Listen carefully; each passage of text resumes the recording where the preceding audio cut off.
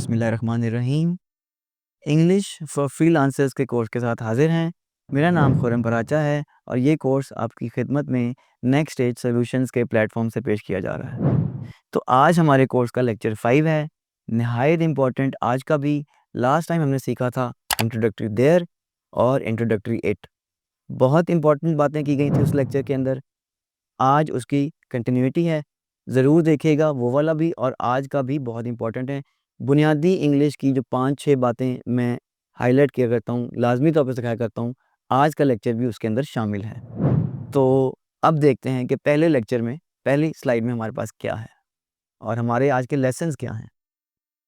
Today's lesson जी, use of is, am, are, was, were. जी, is, am, are और was, were का इस्तेमाल है। उसके बाद हम सीखेंगे यूज़ ऑफ हैज़, हैव और हैड। कहाँ-कहाँ इस्तेमाल होता है, किस तरह इस्तेमाल होता है, क्यों इस्तेमाल करते हैं, कब इस्तेमाल करते हैं, ये सारा जानने के लिए हम सीखते हैं जी। आगे चलते हैं।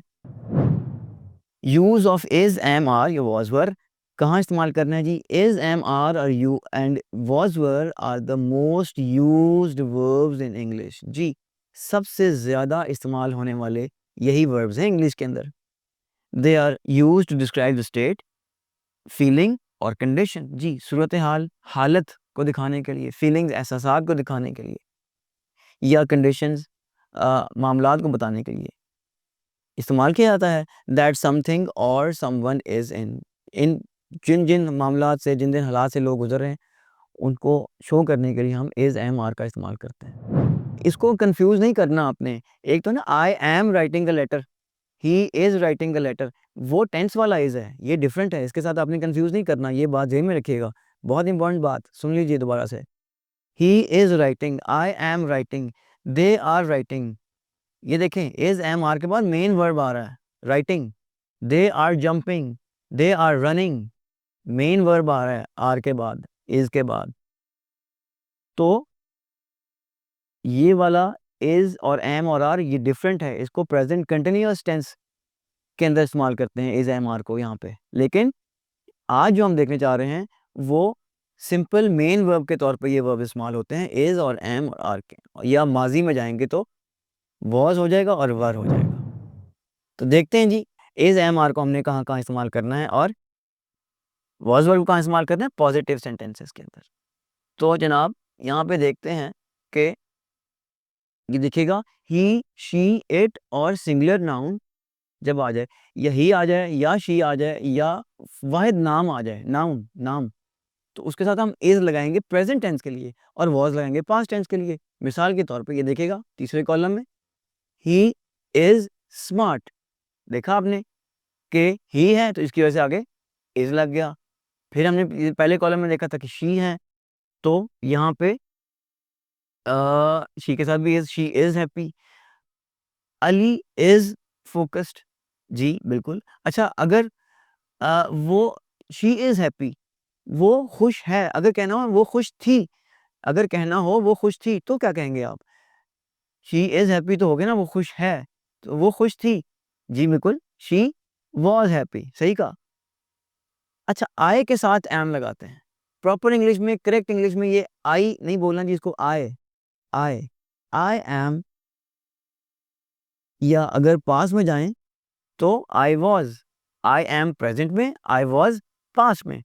आई am a teacher, I am a teacher. या माज़ी में जाएँगे, पास्ट में जाएँगे, आई वाज़ सैड। देखा जी आपने कि एम, आई के साथ एम और प्रेज़ेंट में और वाज़ पास्ट में।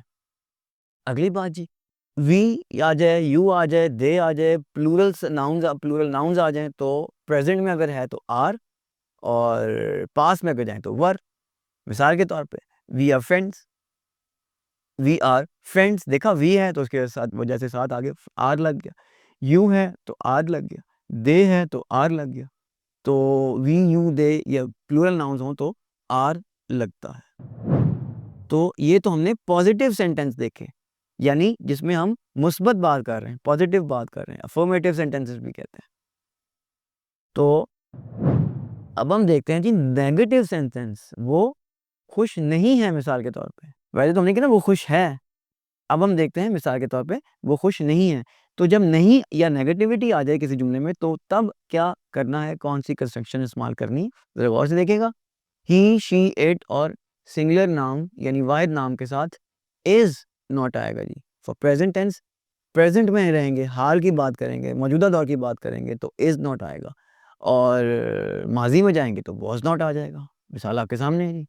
ही is not smart, he is not smart, she is not happy, Ali is not focused. देखा, पहले यही जुमले हमने पॉजिटिव सेंस में किए थे। ही इज़ स्मार्ट, अब हम कह रहे हैं ही is not smart, she is not happy, Ali is not focused, right? अब आई के साथ एम नॉट, पहले हमने पॉजिटिव में देखा था आई एम, अब नेगेटिव है तो आई एम नॉट।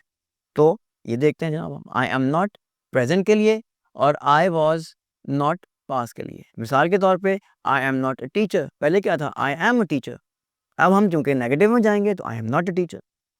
और माजी के लिए आई वॉज नॉट सैड, पहले क्या था I was sad for example, तो आई वॉज नॉट सैड।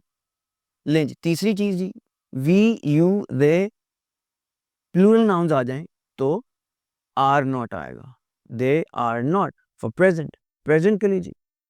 और वर नॉट आ जाएगा पास के लिए। मिसाल के तौर पे we are not friend, we are not friends, positive क्या होगा वी आर फ्रेंड्स, नेगेटिव क्या आ गया we are not friends. You are not tall, positive क्या था यू आर टॉल, नेगेटिव क्या हो गया you are not tall. They are not happy, positive क्या होगा दे आर हैप्पी, नेगेटिव क्या हो गया they are not happy. Negative sentence से जी आगे चलते हैं। इंट्रोगेटिव, पहले ही बात हो चुकी है शुरू के लेक्चर्स में, इंटेरोगेटिव नहीं कहना जनाब, इंटेरोगेटिव नहीं कहना, इंट्रोगेटिव, इंट्रोगेटिव कहना है। सवालिया, सवालिया जुमला। लें जी, अब यहाँ पे आप देख रहे हैं ये इज और एम वगैरह जो है ये सब कुछ पहले सब्जेक्ट के बाद आता था, लेकिन अब कंस्ट्रक्शन चेंज हो गई, सब्जेक्ट आगे चला गया और पीछे जो सवालिया लफ्ज़ है वो आ गया, यानी इज वॉज जो है वो यहाँ पे शुरू में आ गए। मिसाल के तौर पे इज और वॉज, इज और कहाँ लगना है जी प्रेजेंट के लिए, वही अल्फाज वही हैं, ही, शी, इट, वाहिद नाम के साथ इज आना है, लेकिन कंस्ट्रक्शन में चूंकि सवालिया जुमला है लिहाजा वो पहले आ जाएगा। मिसाल देख लें जी, इज ही स्मार्ट, पहले क्या था ही इज स्मार्ट पॉजिटिव में, he is not smart negative में, और इज ही स्मार्ट सवाल में इंट्रोगेटिव में। तो इसी तरह इज शी हैप्पी, पॉजिटिव में क्या था जी शी इज हैप्पी, नेगेटिव में क्या था शी इज नॉट हैप्पी, और इंट्रोगेटिव में क्या है is she happy, is she happy. एक बात याद रखिएगा, देखें क्वेश्चन मार्क्स पड़े हुए हैं, ये जो निशान आगे पड़ा हुआ है ये वाला क्वेश्चन मार्क्स पड़े हुए हैं, तो क्वेश्चन मार्क सवालिया जुमले के अंदर लगाना लाजमी होता है, वरना इंतहाई कन्फ्यूजन वाली बात होती है। जब अपने क्लाइंट से बात करें, जब आप अपने आगे टीम से बात करें, तो वहाँ पे आपको जब आपने कम्युनिकेट करना है, कुछ लिख के भेजना है, कोई मैसेज भेजना है, कोई ईमेल भेजनी है, व्हाट्सएप के ज़रिए कोई पैगाम भेजना है, तो आप क्वेश्चन मार्क लाजमी लगाएं। मैं देखता हूँ आजकल क्वेश्चन मार्क तो बिल्कुल लगा ही नहीं होता, अगले ने खुद ही गैस कर लिया इसमें सवाल है तो वो जवाब दे देगा, वरना आपका जुमले का जो कम्युनिकेशन का जो मकसद है वो तो ख़राब हो गया, वो तो ख़त्म हो गया। लिहाजा इसका आप ध्यान रखें कि क्वेश्चन मार्क लाजमी लगाएं। लें जी, अब आए के साथ हमने एम लगाया था, लेकिन अब क्योंकि कंस्ट्रक्शन सवालिया जुमले की है, इंट्रोगेटिव सेंटेंस है, तो यहाँ पे आप एम लगाएंगे, और एम लगाने के लिए जी आई एम प्रेजेंट के लिए और वॉज लगाएंगे पास के लिए। Am I a teacher, positive क्या था I am a teacher, negative क्या था I am not a teacher, और अब सवाल है एम आई अ टीचर, तो वॉज पास के लिए वॉज आई सैड, पॉजिटिव क्या हो सकता है इसका जी आई वॉज सैड, नेगेटिव क्या आई वॉज नॉट सैड, और इंट्रोगेटिव क्या वॉज आई सैड। आगे आ जाए, we you they plural nouns, ये जो हमने पहले भी सीखा था, बस अब सर फ़र्क ये पड़ा है कि ये जो जो इज़ एम आर जो वो हैं लफ्ज़, ये इज़ वाले एम वाले आर वाले ये सारे के सारे जुमले के शुरू में आ गए हैं। वजह से क्या है कि ये इंट्रोगेटिव सेंटेंस स्ट्रक्चर को हम इस वक्त देख रहे हैं। तो जनाब प्रेजेंट में होंगे तो आर शुरू में लगाएंगे, माजी में होंगे तो वर शुरू में लगाएंगे, और अगर ये अल्फाज हैं इनके साथ लगाएंगे। मिसाल के तौर पे वी, यू, दे और plural nouns. Are we friends, positive क्या होगा? We are friends. नेगेटिव क्या होगा? We are not friends. और सवालिया क्या है जी? Are we friends. देखा, आज जुमले के शुरू में आ गया क्योंकि ये इंट्रोगेटिव है, सवालिया है। आर यू टॉल, इसका पॉजिटिव देखते हैं क्या था जी? You are tall. नेगेटिव क्या? You are not tall. और इंट्रोगेटिव क्या? Are you tall. तो are they happy, positive, they are happy. Negative क्या जी? They are not happy. और interrogative, are they happy.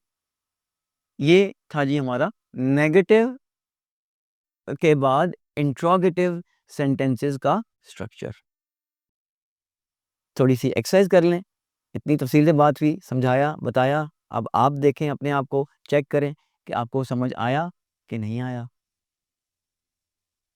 Ji, fill in the blanks हैं, is लगाना है या एम लगाना है या आर लगाना है। वक्त कम है, मुकाबला सख्त है। We dash ready for the match. जी, वी के साथ क्या लगेगा? याद करें, याद करें। अगर अभी आपको याद नहीं आ रहा तो पिछली स्लाइड दोबारा से देखिए, पिछला पिछला जो बताया गया आपको वो लाजमी देखिए, फिर इधर आइए दोबारा से, क्योंकि ये एक दफ़ा सीख लिया आपने, सारी ज़िंदगी सुकून रहना है। कम्युनिकेशन की बुनियादी बातें हैं, बुनियादी बातें हैं। ये कंस्ट्रक्शन आपको आनी चाहिए, इज़, एम, आर का इस्तेमाल आपको आना चाहिए। तो we dash ready for the match, ये बहुत मुश्किल नहीं है, आपने देख लिया, बस थोड़ी सी बात ज़हन में रखनी होती है। We dash ready for the match. जी, इज़ आएगा कि एम आएगा कि आर आएगा? देखते हैं जी क्या आएगा। हाँ जी, वी आर, गेस कर लिया था आपने? बहुत अच्छी बात है। She dash not giving up. Give up ये हथियार डालना, हार मानना, वो हार नहीं मान रही। तो शी है शुरू में, क्या लगेगा? इज लगेगा, एम लगेगा, आर लगेगा। देखते हैं जी, देखते हैं जी, ये देखिए जनाब, she is not giving up. हाँ जी, शी के साथ इज लगा, शी था, इसलिए आगे इज आ गया। आपको पता है कि ही, शी, इट के साथ इज आता है। लो जी, आई डैश ए टीचर, ये जुमला तो हमने एग्जाम्पल्स में भी किया। आई डैश ए टीचर, आई के साथ क्या आना है? आर। अरे नहीं भाई, एम लगाइए ना।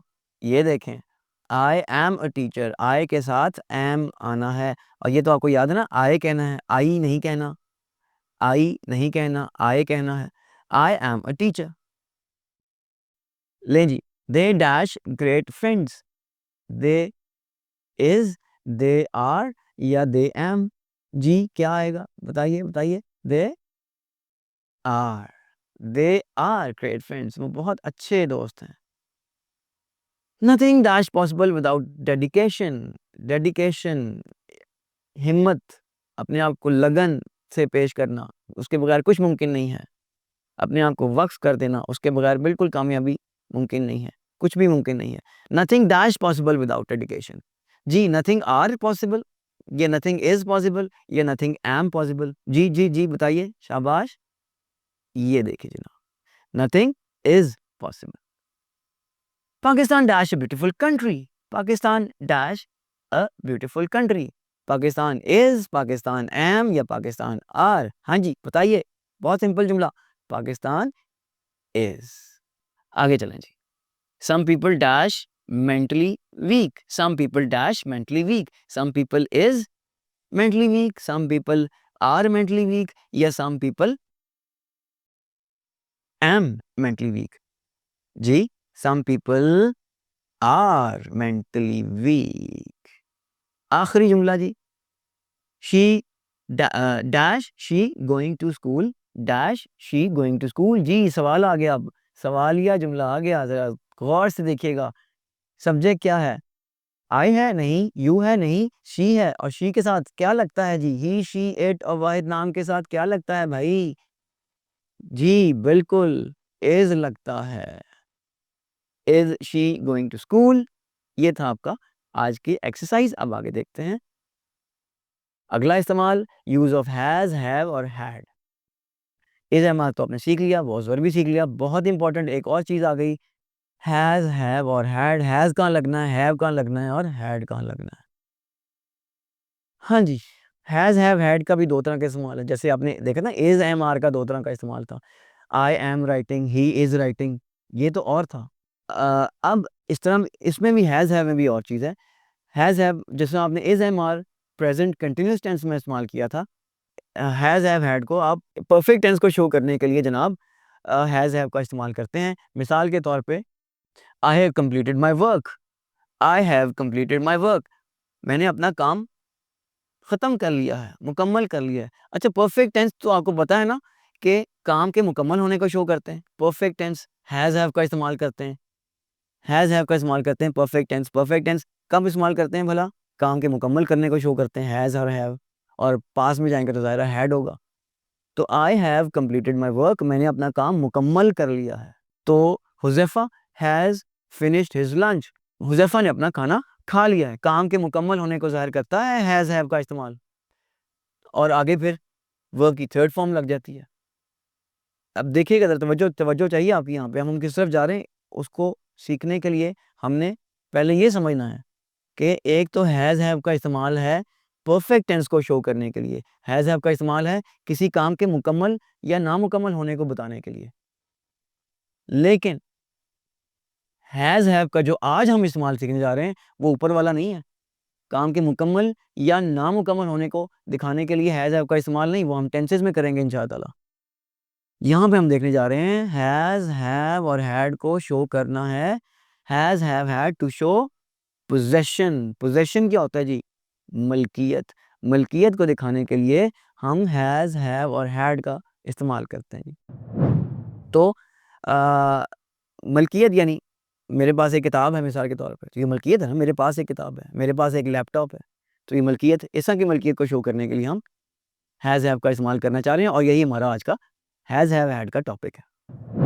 मिसाल के तौर पे जी, आई हैव अ बुक, मेरे पास एक किताब है, मेरे पास एक किताब है जी।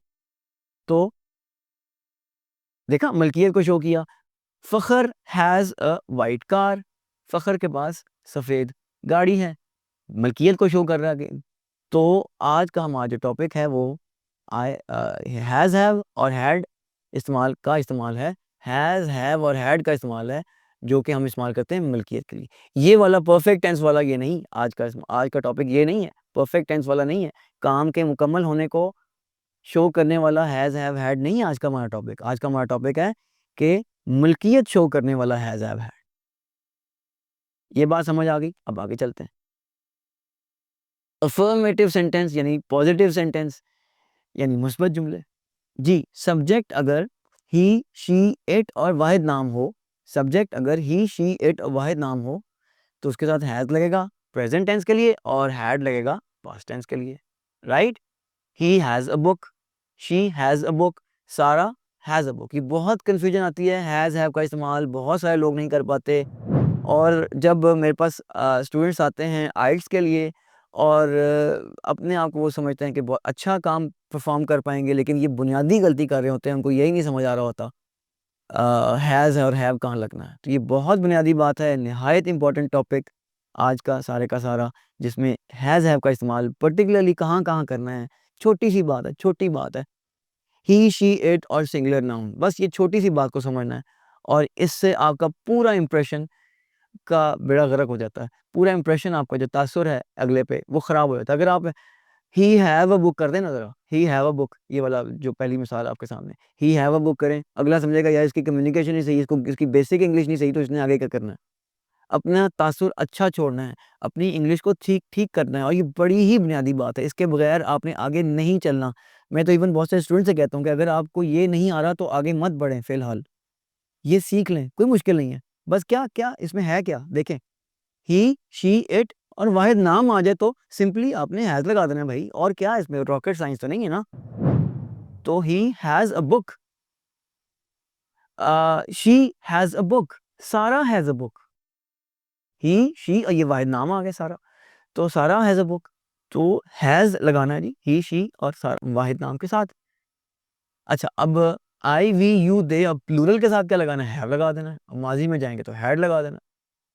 आई have a book, we have a book, you have a book, Ali and Shan have a book. देखें प्लूरल नेम्स मैंने लिखा हुआ है, ये देखें प्लूरल नाउन्स, प्लूरल नेम्स या प्लूरल नाउन्स। तो प्लूरल अली एक नाउन हो गया और एक शान, तो ये दोनों प्लूरल नाउन्स हो गए ना, प्लूरल नाउन्स। तो Ali and Shan have a book. तो ये इंतहाई इंपॉर्टेंट है, सीख लें सीख लें सीख लें, बहुत बुनियादी बात है। मैं अक्सर अक्सर ऐसे लोगों से, जी आपने क्या पढ़ा हुआ जी, मैं जी अच्छी-अच्छी डिग्रीज़, अब मैं यहाँ पे आपको क्या बताऊँ, बड़ी अच्छी-अच्छी डिग्रीज़ का नाम लेते हैं और वहाँ पे आप वो जब मैं उनको चेक करता हूँ कि अच्छा मुझे आप सिर्फ़ ये पाकिस्तान के टॉपिक पे कुछ लिख के दिखा दें कि जनाब 6 लाइनें 8 लाइनें, तो वहाँ पे पाकिस्तान हैव लिखा होता है। हालाँकि पाकिस्तान क्या है बताएँ ना ज़रा? सिंगुलर नाउन है, प्लूरल नाउन है? जी, इधर देखें ज़रा सामने। सिंगुलर नाउन है कि प्लूरल नाउन है? पाकिस्तान, जी ज़ाहिर है सिंगुलर नाउन है। तो पाकिस्तान सिंगुलर नाउन है, तो सिंगुलर नाउन के साथ क्या लगना है भाई? पाकिस्तान में 5 दरिया हैं मिसाल के तौर पे, या पाकिस्तान में समुंदर है, या मिसाल के तौर पे पाकिस्तान के 4 सूबे हैं। ठीक है जी, पाकिस्तान हैज़ 4 प्रोविंसेस, क्योंकि सिंगुलर नाउन है ना, तो पाकिस्तान के साथ हैज़ लगेगा ज़ाहिर है। तो जब वहाँ पे पाकिस्तान हैव लगाते हैं और अपनी उससे पहले मुझे उन्होंने अपनी डिग्री बता दी होती है, जी हमने ये बड़ी आला डिग्री हासिल की हुई है, और फिर बाद में पाकिस्तान के साथ हैव लगा रहे होते हैं, तो मुझे अंदाज़ा हो जाता है कि समझ तो आप गए होंगे। तो आगे चलते हैं जी। हैज़ और हैव का इस्तेमाल, नेगेटिव सेंटेंस कैसे बनाना है जी? ही, शी, इट और सिंगुलर नाउन के साथ डज़ नॉट हैव, हाँ जी, ही, शी, इट और प्रेज़ेंट में रहना है तो डज़ नॉट हैव, या इसको शॉर्ट भी कर लेते हैं, डज़न्ट हैव, डज़न्ट भी कहते हैं। इनको कॉन्ट्रैक्शंस कहते हैं, इसका एक हमारा अलग से लेक्चर का सेगमेंट होगा, वो ज़रूर देखिएगा। कम्युनिकेशन के लिए, क्लाइंट्स के साथ कम्युनिकेशन के लिए कॉन्ट्रैक्शंस यूज़ करते हैं, जैसे ये डज़न्ट इस्तेमाल होया हुआ है, डोंट इस्तेमाल हुआ है, ऐसा कि बेशुमार कंस्ट्रक्शंस हैं, कॉन्ट्रैक्शंस, उन कंस्ट्रक्शंस के अंदर कॉन्ट्रैक्शंस इस्तेमाल करते हैं।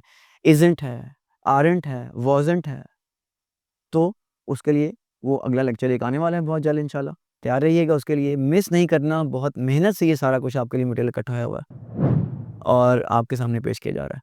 अच्छा जी, वापस आते हैं। ही, शी, इट और सिंगुलर नाउन नेगेटिव सेंटेंस है, मत भूलिए, ये देखिए नेगेटिव सेंटेंस है, तो ही, शी, इट और नेगेटिव सिंगुलर नाउन के साथ डज़ नॉट लगेगा प्रेज़ेंट में, या कॉन्ट्रैक्शंस यूज़ करें तो डज़न्ट लगेगा। अगर पास्ट में जाएँगे तो डिड नॉट हैव लगेगा। He does not have a book, he does not have a book, देखें ही है ना, तो उसके हिसाब से डज़ लगे यहाँ पे। He does not have a book, she does not have a book, she के हिसाब से देखें, ये शी के हिसाब से डज़ लग गया। Sara does not have a book. अब I, we, you, they plural noun के साथ डू नॉट हैव लगता है। I do not have a book, या कॉन्ट्रैक्शन इस्तेमाल करते हुए don't have a book.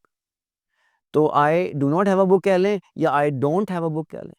We do not have a book, we do not have a book, you do not have a book, they do not have a book.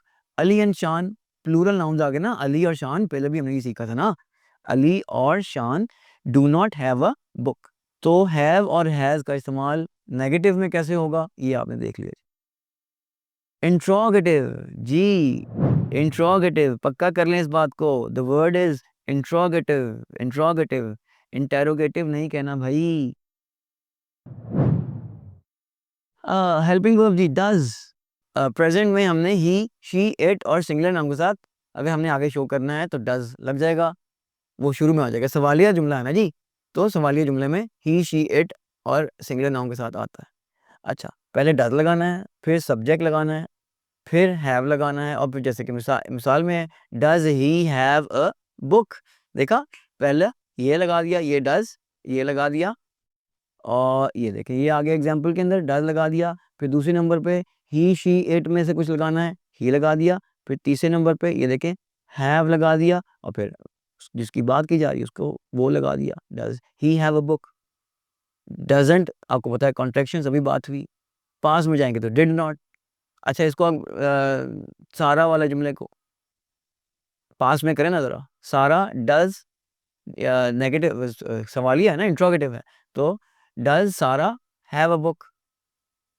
पास में जाएं, did सारा have a book, जी बिल्कुल, did सारा have a book. यहाँ पे आपने पास में नहीं जाना, क्योंकि आपको पता है कि डू, डज़, डिड के बाद हमेशा वर्ब की फर्स्ट फॉर्म इस्तेमाल करते हैं। जी, आगे आ जाएँ। डू कब लगना है? आई वी के साथ। ऊपर हमने देखा यहाँ देखिए, ये देखिए डज़ लगा था। लेकिन यहाँ पे हमने डू लगाना है। डू कब लगना है? I, we, you, they plural noun के साथ। फिर आगे हैव लगना है। Do I have a book? Do I have a book? Do we have a book? Do you have a book? तो ये हमने देखा इंट्रोगेटिव सेंटेंस को। तो आगे चलते हैं जी। अब आपकी बारी आ गई। मैंने तो अपनी बारी ले ली। अपनी तरफ से मैंने पूरी कोशिश की कि आप तक बात पहुँचा दूँ। अब देखते हैं कि आप तक कितनी बात पहुँची। बहुत सिंपल सी बात है, बहुत सिंपल सी बात है। फिल इन द ब्लैंक्स हैं और आपने बताना है कि ये कहाँ-कहाँ लगेंगे, हैज़ और हैव कहाँ-कहाँ लगेंगे। I dash a book about history. जी, हैव बोलेंगे, क्या बोलेंगे? आई हैव कि आई हैज़? जी बोलें भाई। I have a book. ठीक है जी। He dash a new car. He है, क्या लगाना है जी? नहीं, अगर डाउटफुल हैं तो पीछे जाइए, ज़रूर देखिए। नहीं, अगर ये नहीं सीखा तो दोबारा लाज़मी सीखिए। ये सीखना बहुत-बहुत ज़रूरी है। आगे नहीं चलना इनकी चीज़ों के बगैर। सिंपल सी बात है, दोबारा से देखिए और दोबारा से एक्सरसाइज़ पे आइए। जी, he dash a new car. He has a new car. भई ही है ना, ही के साथ हैज़ लगता है। आई के साथ आपने सीखा कि हैव लगता है, ही के साथ हैज़ लगता है। अगला जुमला जी, all the houses dash blue windows. Has या हैव? जी, ऑल द हाउसेज़ हैव या हैज़? जी, क्या है? मेन बात क्या है? किसकी बात हो रही है? हाउसेज़ की, घरों की बात हो रही है। तो all the houses have blue Windows. बिल्कुल ठीक कहा जी आपने, have new blue Windows. N elephant dash 4 legs and a big trunk. ये ट्रंक सूटकेस वाला नहीं जी, वोकैब्युलरी भी सीखें। ट्रंक कहते हैं सूंड को, हाथी की सूंड को भी ट्रंक कहते हैं। एक तो वो होता है ना, सामान के अंदर ट्रंक पहले शादियों में मिलते थे। ट्रंक बड़े छोटे बड़े ट्रंक। तो ये ट्रंक वो वाले ट्रंक नहीं, सामान रखने वाले ट्रंक नहीं है। जो सफ़र में जा रहा है वो अपने साथ ट्रंक लेके जाता था। ये ट्रंक का मतलब है हाथी की सूंड। एक और भी ट्रंक है, ज़रा कमेंट्स में लिखिएगा ना, तीसरा ट्रंक क्या होता है? याद से, भूलना नहीं है। ट्रंक कौन-सा है तीसरा? 3 ट्रंक हैं। एक ट्रंक सामान रखने वाला, एक ट्रंक हाथी की सूंड और एक और ट्रंक। गेस करें। नहीं समझ आ रहा तो ज़रा चेक करें कहीं से। अब ये भी मैंने बताना है कहाँ से चेक करना आपने। खुद भी ज़हन इस्तेमाल करें। अच्छा जी। An elephant dash 4 legs and a big trunk. Elephant has an elephant है ना, एक है ना, तो an elephant has 4 legs. Poor people dash no money to spend.